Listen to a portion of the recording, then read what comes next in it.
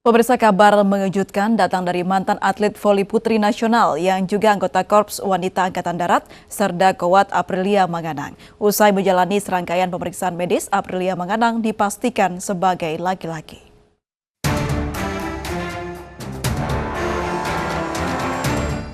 Para pecinta olahraga bola voli tentu tak asing lagi dengan atlet voli putri nasional berperawakan maskulin dan tubuh berotot, Aprilia Santini Manganang. Anggota Korps Wanita TNI Angkatan Darat atau Kowat berpangkat Sersan 2 ini memang sejak lama menjadi perbincangan terkait penampilannya yang maskulin. Bahkan dalam beberapa kali pertandingan voli, Aprilia Manganang sempat dicurigai sebagai laki-laki oleh tim lawan. Kecurigaan itu pun terjawab setelah melalui rangkaian pemeriksaan medis menyeluruh. Aprilia Manganang diketahui menderita kelainan reproduksi hipospadia atau kelainan bentuk kelamin yang terjadi pada bayi laki-laki. Keluarga dan para medis yang menangani saat itu mungkin tidak paham kelainan hipospadia, sehingga Aprilia dibesarkan sebagai seorang wanita. Dalam pemeriksaan itulah, Kepala Staf Angkatan Darat Jenderal Andika Perkasa akhirnya memutuskan Serda Aprilia Manganang sebagai laki-laki.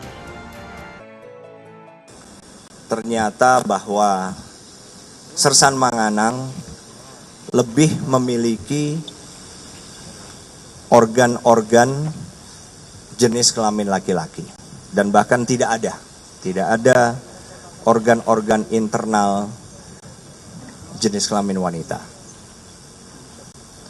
Kemudian pemeriksaan hormonalnya pun begitu.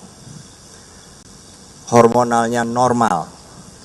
Hormon testosteronnya juga diukur sehingga secara faktual dan ilmiah kita bisa meyakini bahwa Sersan Manganang lebih memiliki hormonal yang masuk dalam kategori normal laki-laki. Tondano akan memberikan dan menetapkan perubahan nama dari nama sebelumnya kepada nama yang nanti akan dipilih oleh Sersan Manganang dan orang tuanya. Kemudian juga perubahan status jenis kelamin sesuai dengan pasal 56 dari Undang-Undang 23 itu. Aprilia Manganang sudah menjalani operasi koreksi pertama dari 2 kali penjadwalan operasi di RSPAD Gatot Subroto. Selanjutnya, Aprilia akan menjalani sidang untuk perubahan data kependudukan.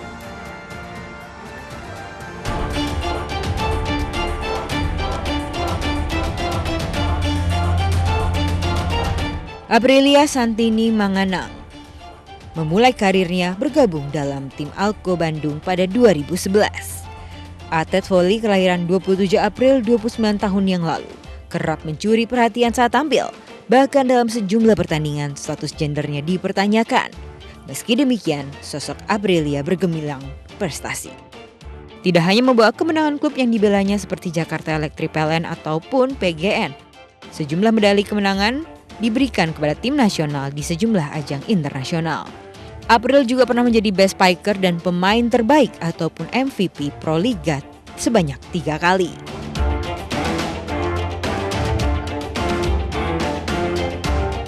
Di tengah karirnya, ia masuk menjadi tentara wanita Angkatan Darat pada tahun 2016 lewat jalur prestasi. Hingga pada September 2020, warga Tahuna Sulawesi Utara ini memutuskan untuk pensiun dari dunia voli. Tim Liputan iNews melaporkan. Kita ke informasi selanjutnya, pemirsa, seorang pengusaha asal Sumatera Barat jadi korban perampokan lantaran terbujuk rayu oleh perempuan yang dikenalnya lewat jejaring sosial. Ternyata perempuan tersebut sengaja diumpankan oleh suaminya untuk merayu korban. Ini rumah siapa? Rumah siapa nih? Rumah siapa? Rumah siapa? Siapa? Duduk pegang. Inilah detik-detik saat tim Satuan Reserse Kriminal Polres Musirawas menggerebek kediaman Frans Sahputra alias Iqbal di Desa Muara Tiku, Kabupaten Musirawas Utara, Sumatera Selatan.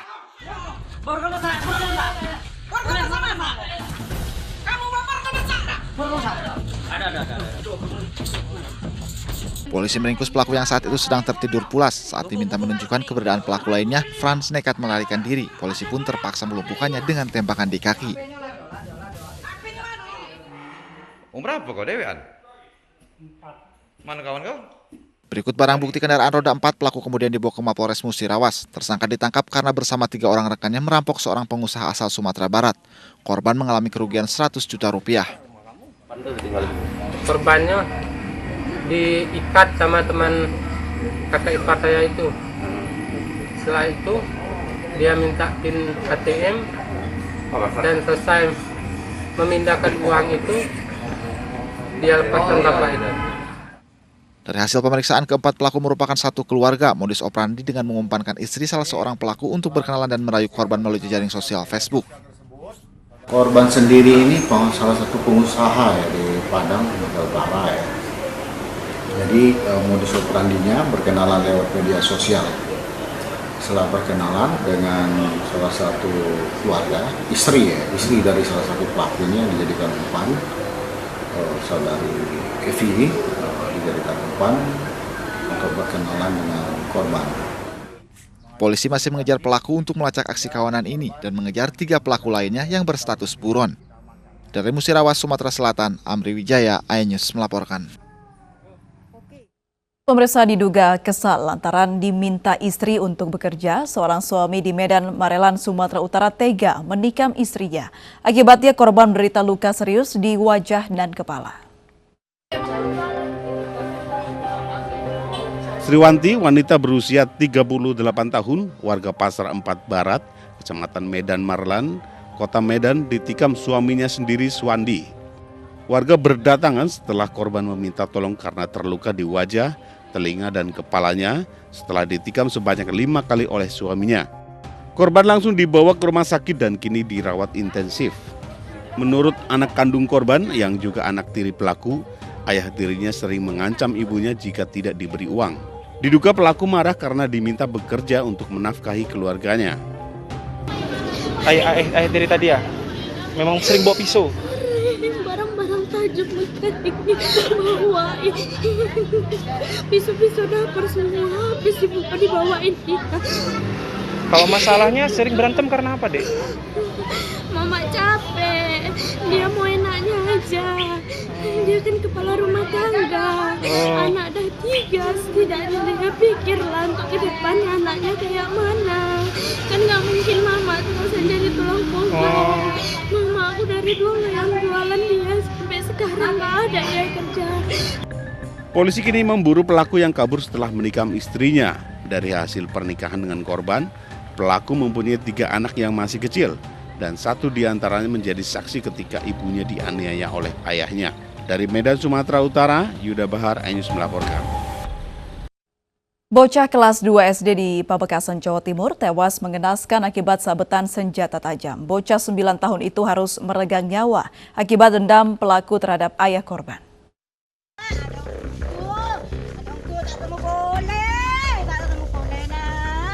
Duka mewarnai pemakaman bocah kelas 2 sekolah dasar di Desa Taraban, Pamekasan, Madura, Jawa Timur. Korban berinisial AA tewas dengan kondisi mengenaskan karena dibunuh oleh pelaku yang masih kerabat korban. Menurut polisi, motif pembunuhan dipicu dendam pelaku pada orang tua korban. Polisi bergerak cepat untuk menangkap pelaku yang merupakan warga Sumeneb. Pelaku yang dari orang Sumeneb sehari sebelumnya mendatangi dari rumah keluarga korban, namun tidak sempat ketemu. Kemudian keesokan harinya, yaitu pada hari Minggu kemarin, pelaku langsung membawa pedang mencari orang tua dari pelaku, namun tidak ketemu. Yang ditemukan hanya anaknya, dan anaknya yang menjadi korban dengan melakukan sabetan menggunakan samurai sebanyak 3 kali, 2 kali di bagian kepala dan 1 di bagian. Atas perbuatannya pelaku dijerat pasal 30 subsidiar 338 KUHP dengan ancaman hukuman mati. Dari Pamekasan, Jawa Timur, Dedi Prianto, iNews melaporkan. Tim pengawal peristiwa pembunuhan 16 laskar FPI bertemu Presiden Joko Widodo. Kami kembali usai jeda berikut ini.